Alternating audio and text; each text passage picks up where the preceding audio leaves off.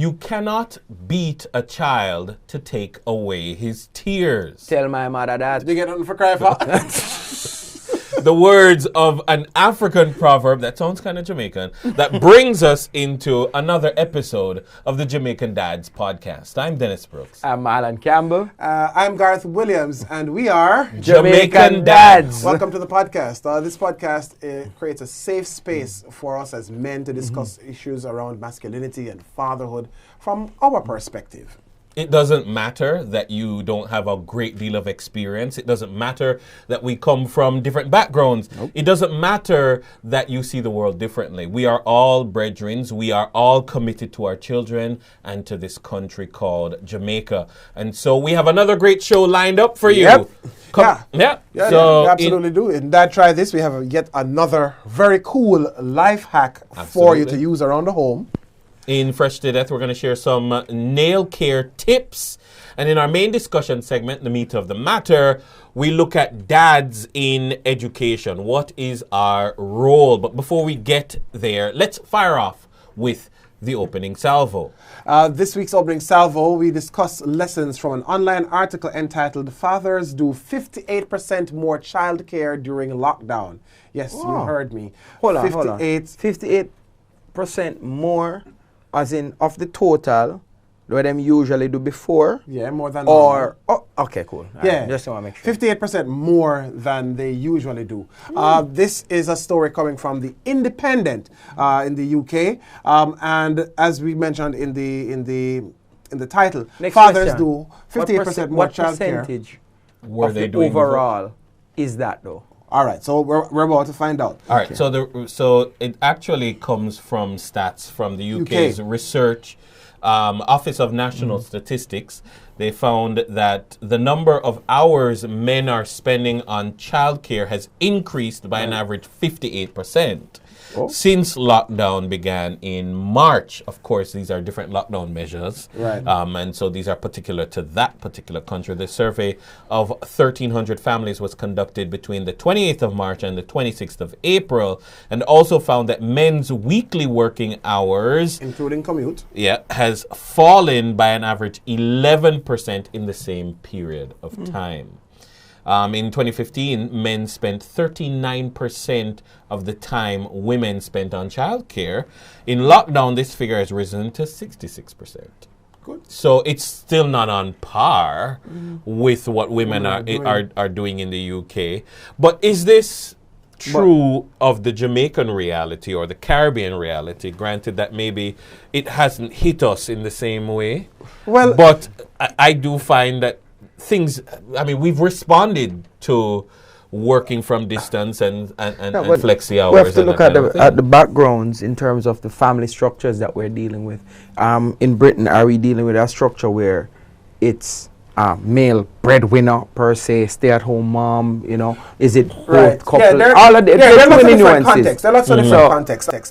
But I think part of the reason why we're discussing this is just generally to kind of take a look at our own selves and in our own Jamaican context. And the impact that COVID-19 and social distancing regimes have had on social interaction and the family. I think that's a good... Because, all right, no doubt. Remember now, we also went through a lockdown phase, right? Lockish. Yeah, a lockish. Close. No, we had a lockdown. We had a lockdown. Yeah. I mean, market, the hours were a little bit different than, for example, in the United Kingdom, where they had like a complete lockdown, essential services only, heading to keep the country going. Yeah. And to just provide whatever those essential services are or were based on the need. But in our circumstance, what the government said was, okay, we invite and encourage employers to institute a work-from-home policy, certainly where possible. Yes. A line of bottles will not fill themselves by you doing it being at home. Right. You know what I mean? So there are certain things. But I believe in Jamaica, probably the number, the percentage won't be as high as we found here in the United Kingdom. But certainly more fathers are at home. Right? And I also believe that as a result of that, more fathers would be more involved in certain childcare activities. I'm going to say that it probably was higher. Exactly. I Our feel starting point was probably higher anyway. In the first place. But I mean, just speaking from our own experience, I mean, I know Marlon spend more time in because of lockdown. I can speak to it myself, and you as well. Right. I mean, my own experience has been and that. plus, just to throw in, my wife being an essential worker. Yes. Definitely skewed that away. And your hours are flexible. You're a little more flexible than the average man. Yeah. So The average working man. So Because you have some man with some very flexible hours. yes, you don't get more flexible than that. Not more flexible than unemployment. but seriously, like, all right, if our nanny lives in St. Catherine. During that St. Catherine lockdown period. Was it what, a month or 2 weeks? It was 4 weeks. It was initially 2 weeks and then it was extended. Right. So with the workplace cluster. Right.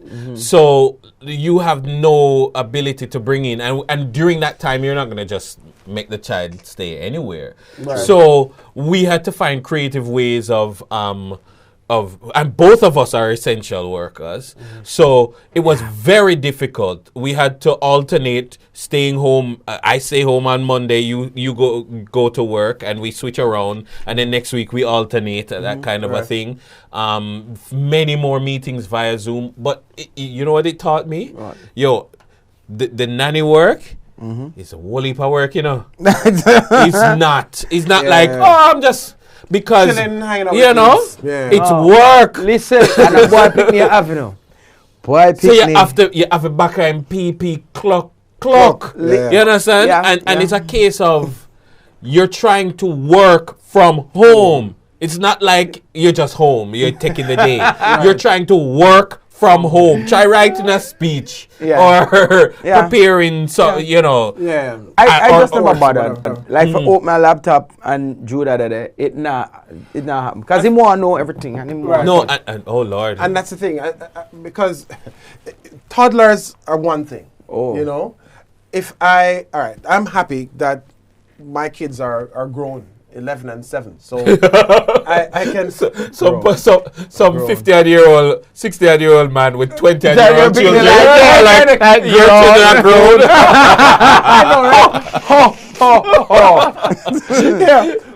But your kids ain't grown. No. But because they can work on their own without interfering with me and getting in my way. Right. I'd rather be in that situation. Yes. Or with a newborn, because with newborns they sleep long hours. They sleep and eat and sleep. Kind of stuff, right? But you guys have these boys running around. Busy. Listen, and his favorite thing now is to hit you on the hand and then just touch or something to say, yo, rundown time. Okay. And just you best be running back. He's not just back and forth. You're it. And he's up. So imagine trying to work while that, That must be tremendously difficult because, and then on the other hand too, you have to think about trying to create a little space at home where you work from. Because your entire house can be your office. Yes. But at the same time, for toddlers, the entire house is a playground. Yes. So you really don't get a chance to get around it. But I think I honestly believe that in the Jamaican circumstance, there are lots of men who relished the opportunity, even if they resisted it a little bit at first, relished the opportunity to be home with their children. Absolutely. You know what I mean? Absolutely. Because, all right, until I was able to kind of negotiate more flexible working hours or working arrangements with with my office, I would hardly see these guys outside in the morning and I wake up or late when I go home for dinner and stuff like that. I would have missed out a lot of opportunities to just kind of hang out with them in the day and just, you or at least know what that know speaks that to? they're around or, have lunch or something. Something you know what that speaks to? You see, energy levels is a heck of a thing, When you're leaving out and you're you're trying to get to work on time. That's one thing. When you come home after a long day and your energy levels are low, I'm like, oh my God, I've got to take on this whole parent role.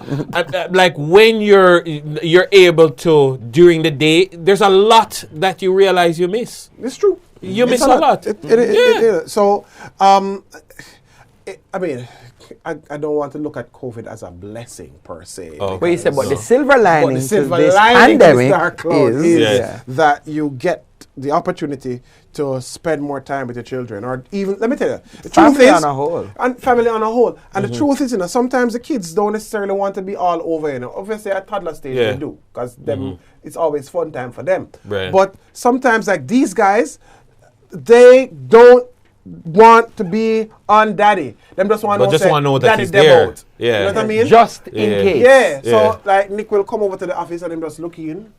Hi, daddy. All right. And he's gone. Yeah. Like, you don't need no more than that. Just checking, you're still here. Oh, you're still here. Yeah. All right. Yeah. Well, or they could just be checking that you are stable so they can't go give trouble. Is that it? So, just checking. I have because if he's here, that means he's not there. He can't be two places at once. You don't reveal that got power played. to them. You You don't been reveal that played. power to them. No, they know that I see everything. Yes. To this day, my daughter is still amazed that they cannot frighten me in the house, for example. You know, I always say, boo! Yeah. I did that to Judah. I always know. I always seem to know. Yes. And because they're in studio right now, I cannot reveal my secrets. Yeah. But I always know. I always know. It's like that teacher who knows everybody's name in the whole school. Right. No, they don't. No, they don't. You think they do, but they don't. know enough. Right. They know enough. So it seemed like that. You boy. But I sincerely hope that going forward, as the country reopens and the world tries to adjust to what they call the new normal, that families will recognize this opportunity that they had, this opportunity that they were missing before, to be a lot more interactive with each other.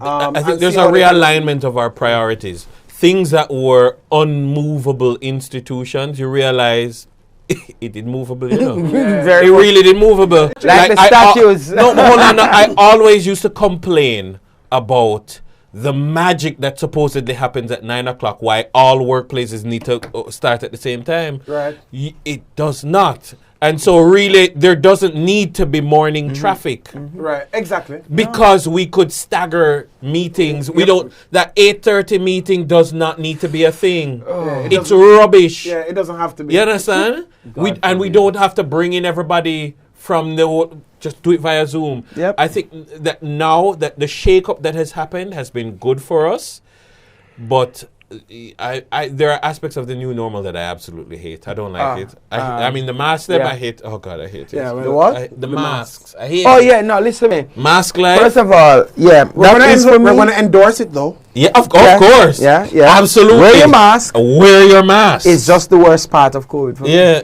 Because they rub on my lips and you breathe and it's hot air and it's and if you're wearing sunglasses. Glasses generally. Yeah, they have air right through into the glasses and then it gets all foggy. Can't bother. That's a part of it that I hate the most. I'm gonna quote something else from the article. The think tank, the Father Institute, has worked out that in order to maintain the amount of time fathers are spending on childcare post-lockdown, they would need an additional 8 hours of free time each week. That's how much time they're currently spending. In order to maintain these levels, they need an additional 8 hours. Yeah. So they need an extra hour a day. Or thereabout. Yeah, but what it suggests, shorter work day. But what it suggests, though, is that those guys obviously were doing all sorts of other things. Yes. Yeah. Otherwise. Yeah. You know what I mean? Yeah. It's something for us to all think about. Well, that's it for the opening salvo. We're going to take a quick break. And when we come back, actually, what you will see is an interview with Calvin Rowe. He's a vice principal at Calabar High School. I had a sit down with him to talk about dads and education. Stay with us.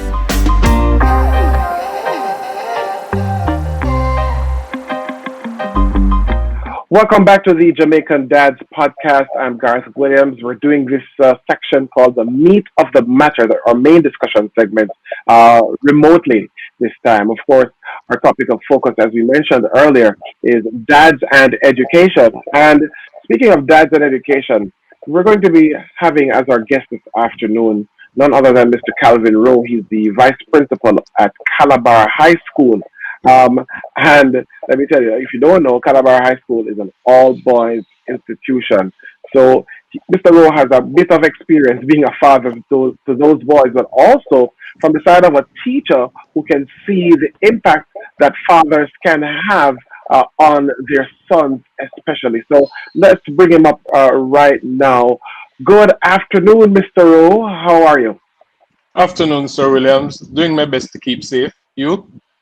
Yeah, I'm doing the same. Thankfully, I'm home. I'm not around anybody, particularly in the office. And outside of the office, I'm exposed only to my family. So we are keeping safe too.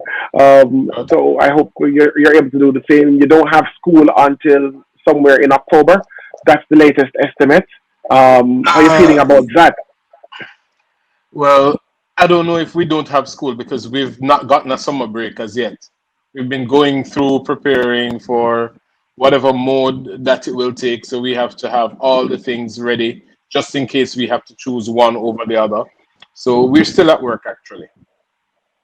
Yeah. Now let's talk about that for a little though, before we get all the way in. I mean, it will take us right into the topic, because with children being forced to spend a lot more time at home, parents being forced to spend a lot more time at home, some parents working from home, there are others who are essential workers, uh, who are out in the field despite all this pandemic madness around us. Um, what's the impact like on the boys? Have they been sharing with you to say, boy, listen, this is rough, or I'm managing, or I love it and never want to come back to Red Hills Road? Actually, I'll tell you of an instance. A young man walked onto the campus one afternoon. We wondered, why are you here? He said, sir, it's just too much. I just have to come to see the school. Why do you have to? He says it's just torture being at home. For some of them, they don't mind. What we've discovered is that they have flipped their days. So they stay up all night. I guess that is when FIFA and Mortal Kombat and everything comes in. And then they sleep during the daytime. For others, they still have to have a normal life. Not everybody has the luxury, we have found out, of having his own room.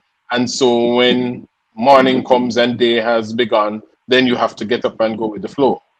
So the experiences are different. But what is for sure is that they do miss school and miss their friends. That was evident when we brought back the fifth formers to prepare for the exams the other day. Just how Yeah, they interacted, you could see, boy, the 3 months away was probably the worst thing for them. yeah. Um, with that said, were there others who were having a positive experience, by and large, would you say? Yeah, there are those who enjoyed, I mean, being away, they didn't miss much because even with the online teaching, they were able to access, they were able to participate.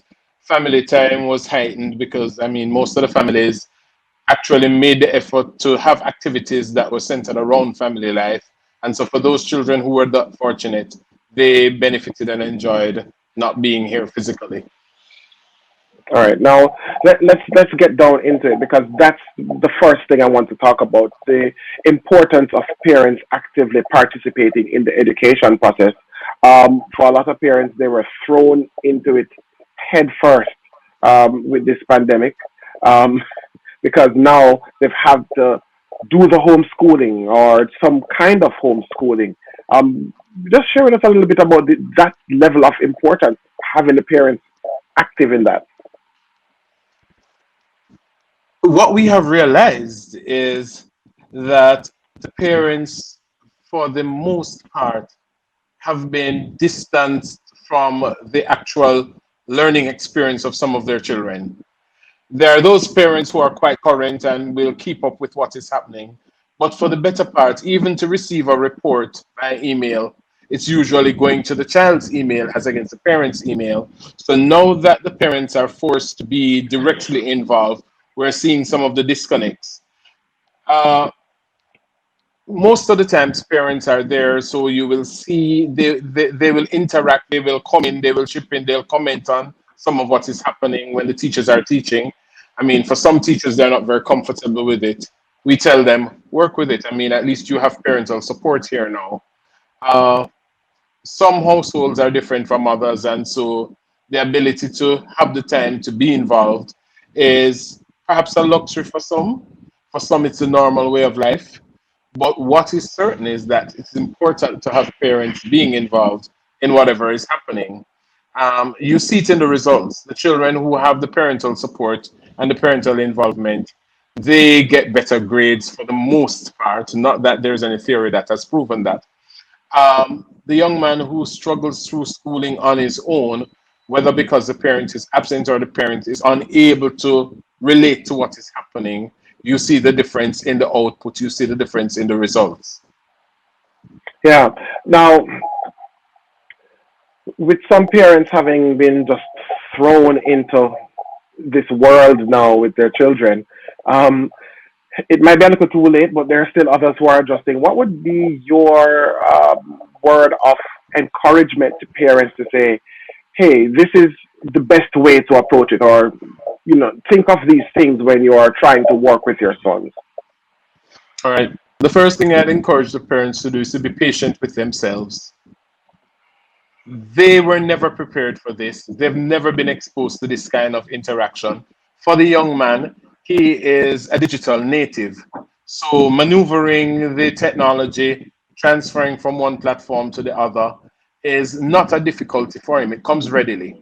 For the parent, they have to be migrating to this kind of world. That alone in itself brings a certain kind of resistance. Parents, therefore, now have to dialogue with the children, have the children include them in what is happening so that they can come up to speed with what is happening as it relates to this kind of learning remotely or online, whichever way we want to label it. Uh, the parent who is able to relate to what is happening can log in from home or from work and be a part of the classroom setting. And so you find that these parents, they will communicate with the school more. They will tell you what they're not satisfied with. They'll rat out some of the teachers, for want of a better term, to tell you, boy, Miss has dropped the ball here, or Miss is pitching this too high, or Miss could be a little more patient. And so we see different levels of involvement from the parents based on their situations. Yeah. Um, Now, with that said, what about parents who don't necessarily have the strongest academic background? How how do they fare? What's your word to them? We have seen the disconnect where that is concerned as well. And through our guidance department, we have had to be reaching out to these parents to let them know this is what is happening. Your boy already understands. Your boy is participating. Just dialogue with him so that he can better explain to you. We have been doing our part to explaining because it can be daunting, it can be frightening for a parent whose academic background is not up to par or who is just totally removed from this digital age. Yeah.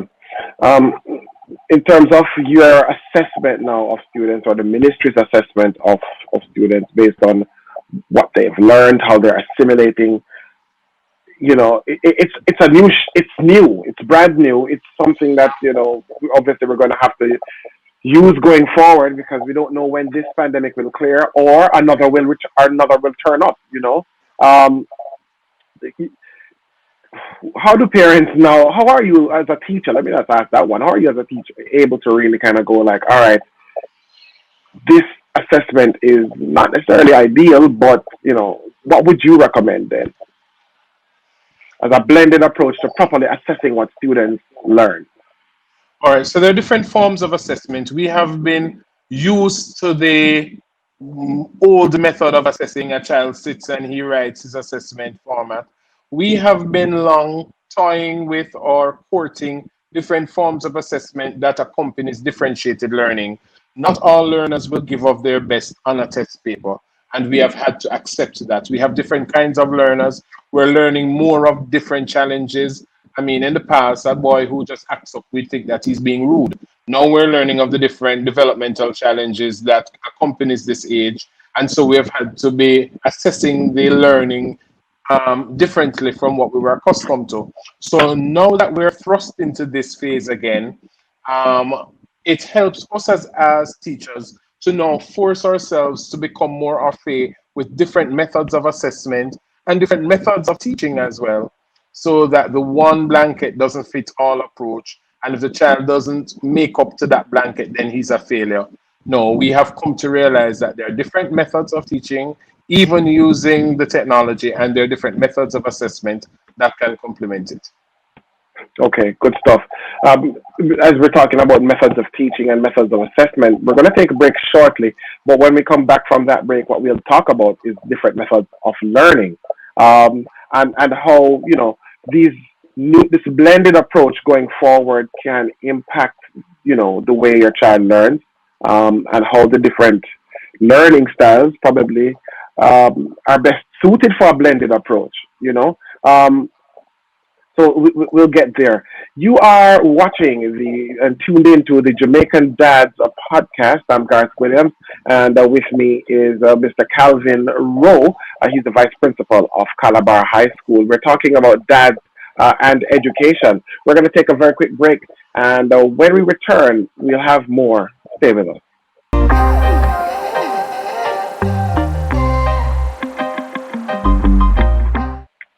Hi, and welcome back to the Jamaican Dads podcast. I am Garth Williams, going solo in the meat of the matter, going online in the meat of the matter this time. The topic is dads and education.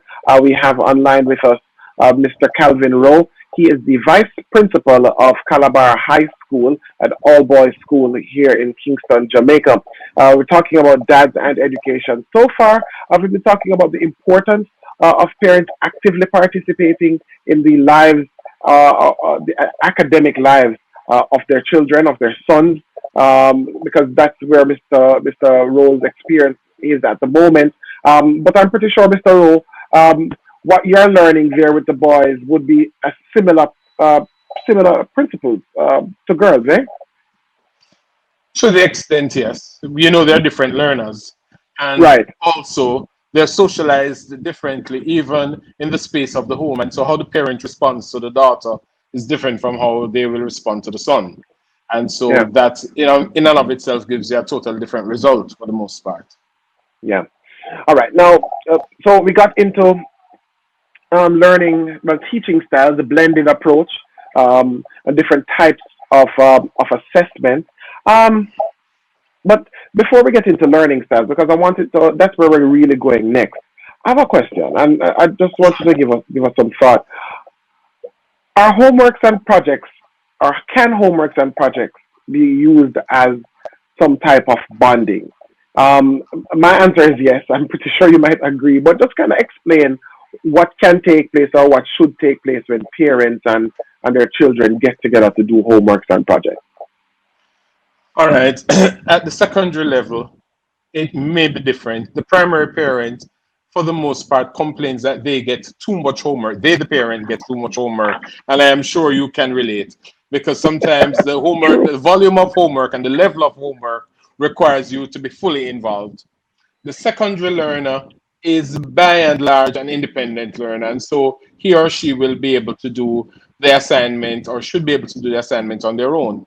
However, some subject areas will require a little more than sitting down and answering a few questions that the teacher has compiled to see if what was taught has been understood. And so the projects, for example, can require the parents to be involved. It would be great to have perhaps a mother helping out, let us say, if the child is doing home economics, or a father for that matter, helping out with building a model or doing something that enables the child to better understand the concept that was taught.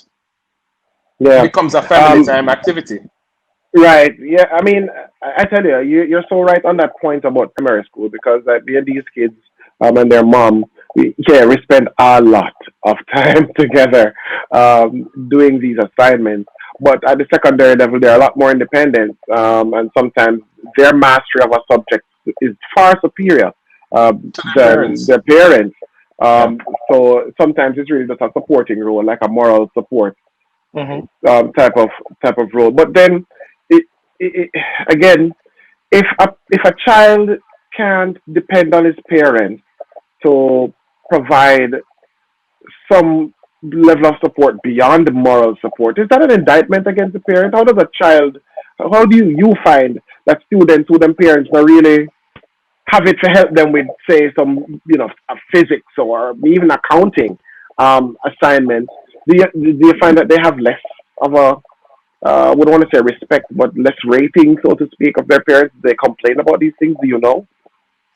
I don't think they complain, especially because they're boys. It's how they're socialized. Mm. But I can draw on an example of a colleague of mine who, when she was doing the math, her mother couldn't understand the math clearly.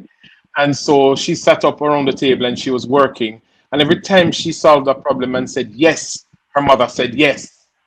Her mother never had a clue as to what she was doing, but the support made a world of a difference. Today, she's a master at what she does in the teaching of mathematics. And Hmm. so that support is important. Parents might not always be in the position to assist physically or mentally with what is happening to have a direct impact. But the moral support should go a far way. And sometimes that's all the child needs. And I mean, what you will hear them complain about is that parent really doesn't care. Sometimes it's not the care that is really the matter. Sometimes the parent doesn't want the child to understand that, listen, I can't relate to what you're doing. And if I can't relate, I don't want to take up my frustration on you because I'm going to tell you you are dunce. When nobody should tell their child that they're dunce because that's just a bad word, if I may quote someone from somewhere else who just likes to Hmm. describe words as being bad. But Right. it's not that a parent is a poor parent for not being able to be directly involved. The challenges that comes with the different age and the different learning is perhaps one of the greatest barriers that some parents will face. What we do find, however, for example, between grades 7 to 9, we're seeing a shift in the parenting and the age of the parents, the type of parent you get. And so, fortunately, they are better able to be involved. These parents are in tune with the technology. They are parents who perhaps are just around 40 years old or a little younger. And so some of the things that the children are doing, they can still relate to. So it makes them better able to be involved. Yeah. Now, I want to go back on something you said just now, about not taking out your frustration of uh, ignorance, let's call it, because if you don't know, you just don't know, so you're ignorant to it. But your frustration of ignorance on your child, would you still advise, though, that even when a parent recognizes that they don't know, they have no mastery of a particular subject area, that they still make an effort, just like your colleague's mom did, to sit with the child, and provide some level of encouragement, um, while they either study or complete an assignment? Most definitely. And they can go a step further. Ask somebody else to assist the child on your behalf. There may be a younger uncle or a younger aunt or a neighbor or someone from church, whatever the situation may be, who can relate to what is happening. Ask for their help so that your child becomes the winner in the end. Yeah. And they always say if you don't understand it, you can't explain it. So maybe it's an opportunity for that parent to kind of get a bit of knowledge, gain a bit of knowledge while the child improves their mastery of Yeah. the subject matter. I mean, gone are the Yeah. days when parents are only interested in maths and English. And if you don't pass maths and English, then nothing is happening for you. There's so many Right. different things. Take for example, the child who is doing digital media. Parent has never heard of digital media. And so, Right. how is it that this parent is now going to be able to relate to what this child is doing? So, some of the things are really out of the scope of the parent, but it is not impossible to provide support just the same. Absolutely. Now, let's go down the wiki a little bit, and talk about learning styles, Mhm. because we all learn differently. Boys learn differently from girls. Our brains mature at different paces. Some of us seem, whether you're boy, male or female, might seem a little more inclined to something versus something else.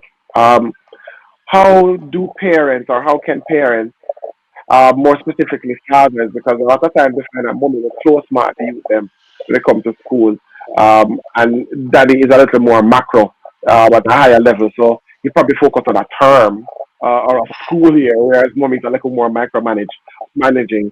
How do parents identify learning styles? um,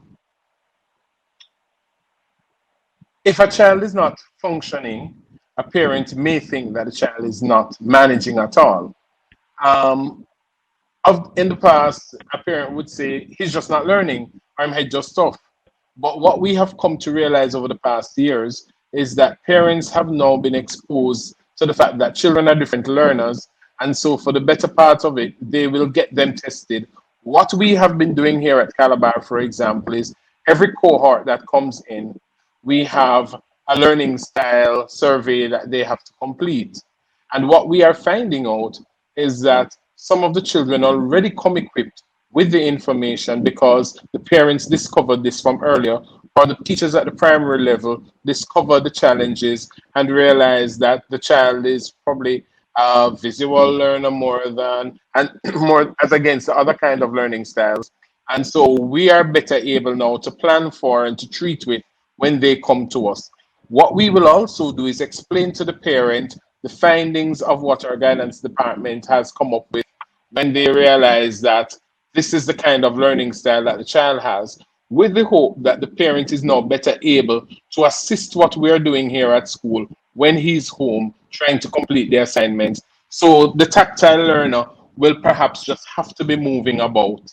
And so when he's sitting down trying to write the essay, he may want to go do something, come back to it, that kind of a thing. It's not that he's not being focused, it's not that he's being bad or hard of ears. It's just that this is how he functions. And so parents are better able to appreciate this and so can help and facilitate this kind of learner at home.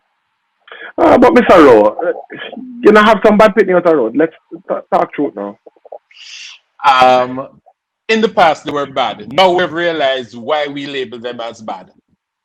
Okay, and share with me just probably in a minute if you can summarize uh, what we used to call bad pitney. How are they now classified? All right, so they're differently able and they operate on a spectrum. We all operate on a spectrum, actually. So let us say an autistic student. He might be an ace at music or mathematics. He will record facts and he will relate it to you. He'll always want to talk to you, he'll always want to engage you. And you might find him as annoying or annoyingly bad and want to shun him. But this is how he learns and this is how he functions.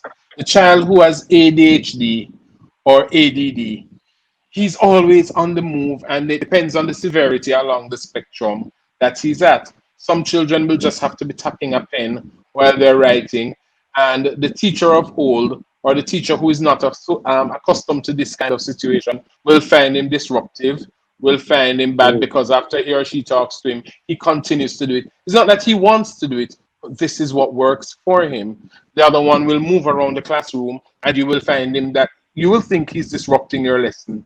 Some of them will just have to stand in order to function. Standing is not punishment. This is how he feels more comfortable. And so he stands, he writes, he completes the work. Some will finish the work as you give it to them. And if you're not challenging enough, if you're not planning your lessons well enough to accommodate the different kind of learners, you may think that they're just bad. But when they're not challenged, they're going to act out in different ways. Do you equip parents with this kind of information, and how do they tend to respond thereafter? All right, we have been doing this over the past few years because we have now realized that these challenges are coming into the classroom more and more. It brings us to the point where we're thinking of having a special education unit because these children must learn, they can learn, and it's our responsibility to cater to them. Through our guidance department and our PTA, we have been providing the parents with this kind of information. We, of course, equip our teachers with this information before, then they are now able to relate to the children. So, for example, our staff workshop, I believe 2 years ago, if not 1 year ago, we had to bring in someone to explain to our teachers the different kinds of learners, how to accommodate them, what are the look fors, how to treat with. We're also finding that parents are getting their children tested. And so the testing can facilitate them getting even some accommodations in the GSAT, well, now the PEP exams and the CSEC exams that they will do. In the past, however, parents would perhaps know that the child has these challenges and keep it to themselves because they felt it was something to be ashamed of. Now that the world is shifting and the child can be accommodated in the regular schoolroom, parents are now being more open. And the school, of course, has wide and open arms to support these kind of learners. At Calabar, we're blessed with a guidance department who looks out for these children, those who are physically challenged and those who are developmentally challenged, so that the boy, when he leaves here, can take his place in the wider society as a Calabar man. I like what you did there with the plug for the school. Um, but the truth is, it is what is necessary. I believe we Mhm. don't have a lot of unisex schools in the island, so it is good. I really think that it's very good. That schools like yourself, Monroe College, Horton College, Jamaica College, Kingston College. Um, all have the very responsive, not that it's not necessary elsewhere, but all have very responsive, alert, proactive guidance departments that can help to shape these young men. Because when I have them, when I have one as a group together, oh Lord, I mean, it can be a force for good, but it can also be a force not for good. And they need a lot of help. They need a lot of help. I was actually watching a documentary about a fatherless generation and what that means. And, you know, where strong role models and poor parenting of boys can really cause some serious, serious problems for society down the line. Um, so I have to commend you and your staff on what you're doing. Um, Teaching is an amazing job. I mean, amazing for so many different reasons. What you do is amazing, and I just say thanks for all of that. All right. So Appreciate it. one final thing. Well, two final things actually. One, on this matter of learning styles, there's also learning challenges. And we you kind of touched on it a little bit, but how do you? At what phase do you identify a learning challenge? Is it always before they get to secondary school, or sometimes that's where you see it, and then what do you do? Is it too late when you recognize it at the secondary level? For the most part, it is too late. It is late, but not too late. It just makes the remediation process a little more difficult and time consuming. Mm-hmm. It is identifiable from as early as kindergarten or before. Mm-hmm. Parents, like I said in the past, ignored it, probably thought some of what the child did was cute and funny because he was a baby. But then these things become more manifest as he grows older. And then again, parents used to refuse to accept that there is a challenge. It is identifiable early. And if parents can treat with it from early, then we at the secondary level are more than willing and capable to carry on the process of integration, facilitating the kind of learning and ensuring that he comes out the better for the challenges that he has. I mean, Mm-hmm. the students that we have are they're awesome, if I may describe them as that. We have students with different challenges, and the boys just take the best care of them. They don't isolate them, they don't make them feel. I mean, some children are far removed on the spectrum to the point where you'd wonder if he belongs in the regular school. And you worry that the boys would malign him or tease him. No, they take care of them, they integrate them just the same, they assist them. Of course, we have had a history of having visually impaired children.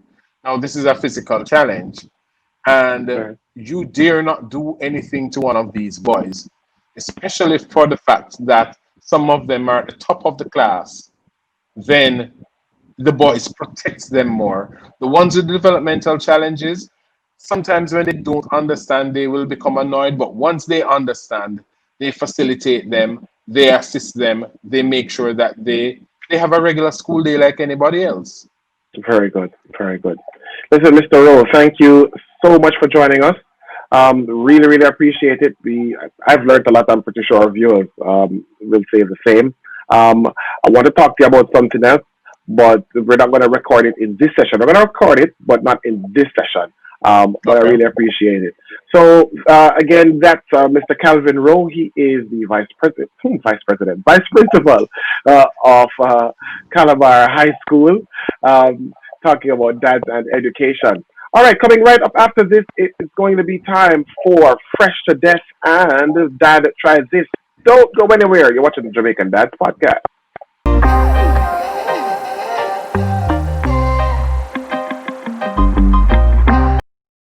Thanks for staying with us here on the Jamaican Dads Podcast. If you're just joining us, you're in time for the segment called Fresh to Death. And today we're looking at a very important topic. At least it's important to all of us, though we might not look it currently.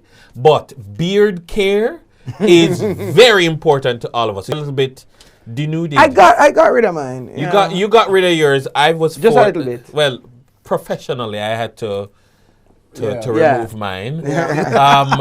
Every now and again, I go and come. Yeah. I go and come.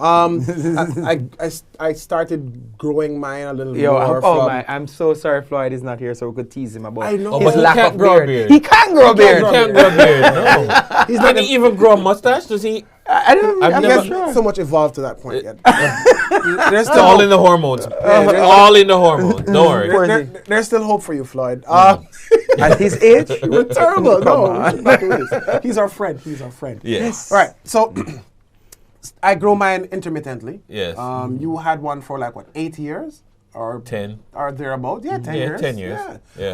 Marlon goes and comes. I think your last decision pre-judo. Pre. yeah, Right. I every now and then face off a breathe. Right. Yeah. So I usually just clip mine. I don't usually make it kind of get all fluffy. Yeah, no. Yeah, but I just usually kind of clip mine. But there are lots of people who are growing beards. And then there is one, James Harden, in the NBA. Oh, that's different, though. Who is like a whole different level. Yeah.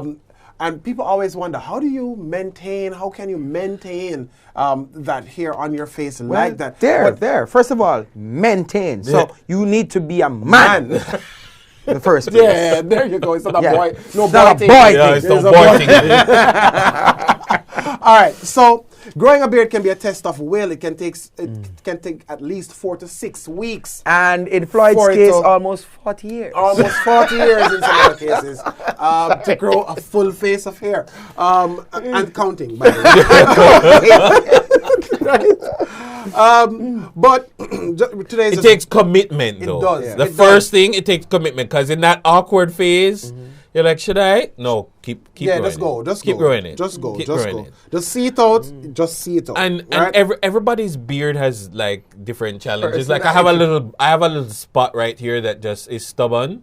So like if you have bald spots or like Mine you have to was learn how to grow it over. Connection for Yeah. me for a while. Yeah. Just right the between mustache would not connect. Yeah, that yeah, yeah. yeah. It takes a while. So today's beard care part 1. It's going to be a multi-part thing. Wow. So we have to get into oils and products and stuff All like of that kind of stuff, Big right? up Henry the Hippo. Right, but today we're talking about the growth strategy. So Yeah. it takes Alright. about 4 to 6 weeks to get it grown in fully. Some areas will grow faster than others, as Yes, you pointed yes, out, Dennis. You may even have patchy spaces, or it may be uneven. But what you need to do is closely crop it so the patches won't be noticeable. Because if you have a big bush and then one patch, then Like right yeah, there, people will right see there, all of right that, there. right? Have a beard trim as part of your regular haircut schedule. Over time, the length and fullness will improve. So anytime you go barber, if you get a little line up and thing, yeah, you can make him just clip it up and thing, and just neat it up and make it look proper, right? Next time round, we're going to be looking at daily care, how to deep clean it, moisturizing it, all that kind of stuff, and to avoid some of the issues that you'll have on top of your head coming into your face. Also a thing. Wow. All right. By then also we would We have don't been have a those little issues. We would have had a little more growth. But we won't get back into the top of head hair issues with you guys. But that's it for Fresh to death. Stay tuned for Dad Try This. It comes up next.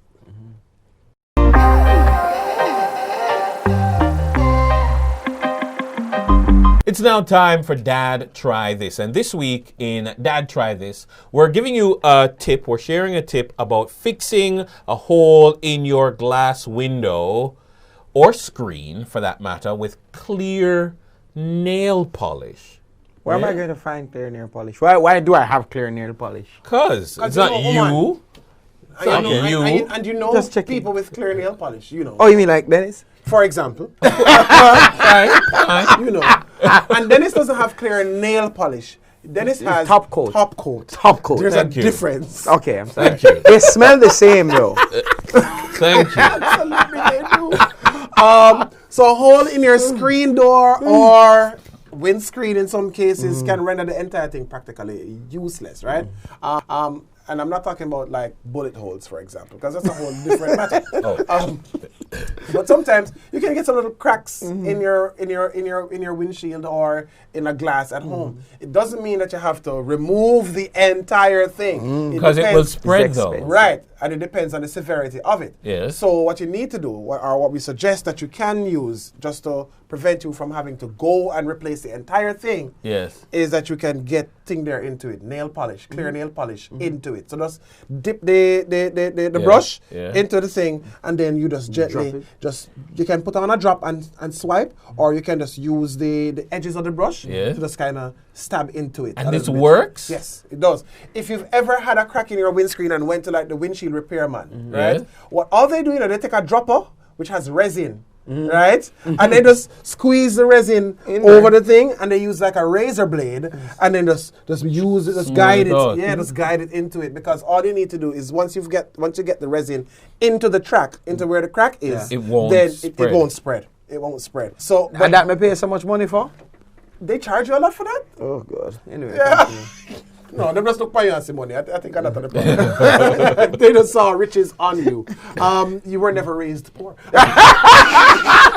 Wow. I'm sorry. You really, wow. Please remember what I say is that we were never that poor. Yeah, Never that we weren't poor. We're just not that poor. We weren't Avon poor. Go back, that's all right. But yeah, so you can try that. You can try that. Obviously, if you have a big crack, carry it to a glass get repair it treated place. by a professional. But otherwise, you can. Yes. Hey, hold on. Are they paying for that? I know, right? But you can try the nail polish. If it doesn't work, then obviously see a professional to get that done. But that's it for that. Try this. Another good life hack for you. And that's where we bring the program to a close for another week. Thank you very much for tuning into the Jamaican Dads podcast. Remember, if you'd like to share, feel free to send us an email at Jamaican Dads Podcast. That's dads with a Z. Jamaican Dads Podcast at gmail.com. You can also follow us on Facebook and Instagram at Jamaican Dads, on Twitter at The Jamaican Dads, always with a Z. And just keep the feedback coming. We really, genuinely appreciate the feedback. We appreciate when you tag us in various pictures and posts. Our cool dad doing some stuff. Yeah, cool dad stuff. I really, really enjoy that. Oh, remind them to follow. Subscribe to YouTube. Yes. Subscribe to our YouTube. Like, share, etc., etc. And remember that on YouTube, we have extra footage that you don't get right on the podcast. Right. You know, that little extended talk. So check that out. All right, good stuff. So, until next time round, I'm Garth Williams. I'm Dennis Brooks. I'm Marlon Campbell. Should I say always Marlon, like how Floyd would say? Always Marlon. Okay, that works. That works. And we are Jamaican Dads. Take care. Bless up.